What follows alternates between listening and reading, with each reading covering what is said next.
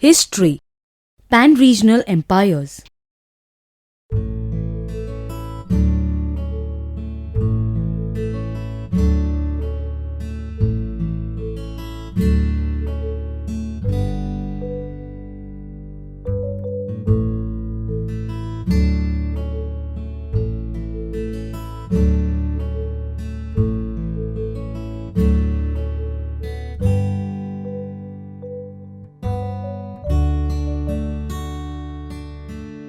The 1,000-year period that is under study, that is, from 700 to 1750 CE, saw the rise and fall of many great empires. The Chinese finally got control over the Great Mongol Empire in 1696. It was during this period that the Islam expanded east from Arabia and made significant progress. The Arabs defeated the Chinese and settled in Transoxania. The rise of new Islamic empires in India, like the Delhi Sultanate and Mughals, saw the spread of Persian language and culture among the people. The term Hindustan was first used by the Muslim rulers. The regions that came under the present-day Punjab, Haryana, and some lands between Ganga and Yamuna were referred to as Hindustan by the Muslim historian Minhaj-i-Siraj. The word Hind was used by Amir Khusro in the 14th century to refer to a larger area of the Indian subcontinent. There were many types of script styles in writing the Arabic alphabet. The Nastaliq is an easy-to-read style of written Arabic, while the Shikaste is the tougher one. Social and political development. Another development that took place during this period between 700 and 1750 CE was the greater mobility of the people. The people started leaving their homes and traveling long distances in search of better opportunities. It was during this time that the Persian wheel to draw water from rivers and wells was first used in India. This period also saw the advent of warriors like the Rajputs, who became important politically also. Regions and empires. In the 12th century, the Delhi Sultanate was established in India by the Turks. In the 14th century, during the rule of Muhammad bin Tughlaq, most of India was divided into 24 provinces. The Cholas in the 10th century, the Khalijis and the Tughlaq in the 14th century, and the Mughals in the 17th century had their empires that extended to a very large area.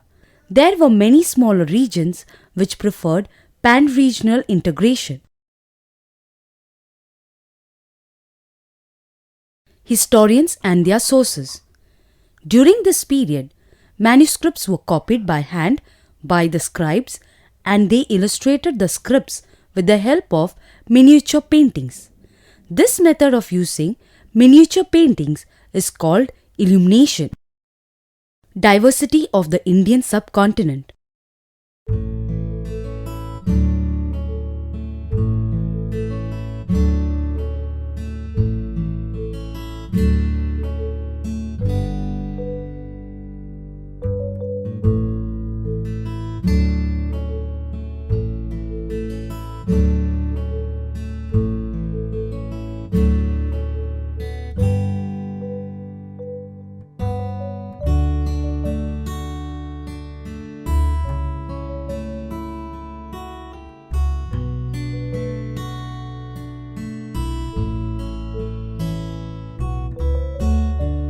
Religions.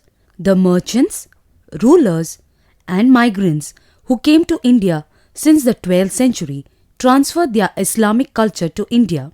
The followers of Islam interpreted the religion in a number of ways, just like the Hindu followers did in case of Hinduism. Many schools of thought were prevalent, like mysticism and mystic traditions. periods of Indian history.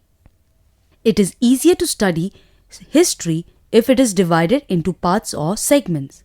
So, history can be divided into ancient, medieval, and modern history. These three segments were considered Hindu, Muslim, and British history respectively by a British historian of the 19th century who gave no value for the priceless cultural diversity of India. Settled governments. Because of the propagation of Islam at the start of the 8th century, settled governments came up in Central Asia. The Mongols were also responsible in bringing law and order. As a result of this, overland trade flourished. Pan-regional empires. Later on, empires like Cholas, Khalijis, Tughlaqs, and Mughals built pan-regional empires extending over the vast areas. This was because of the development of trade. In spite of chaos reigning in these small regions, the larger empires were able to restore law and order. This can be understood by the journey that Marco Polo undertook. Because trade flourished during this time, many voyages of discovery were undertaken in the 15th century and alternative sea routes to India were discovered. Languages in different regions. According to Amir Khusro, 1318, there is a different language in every region of this land.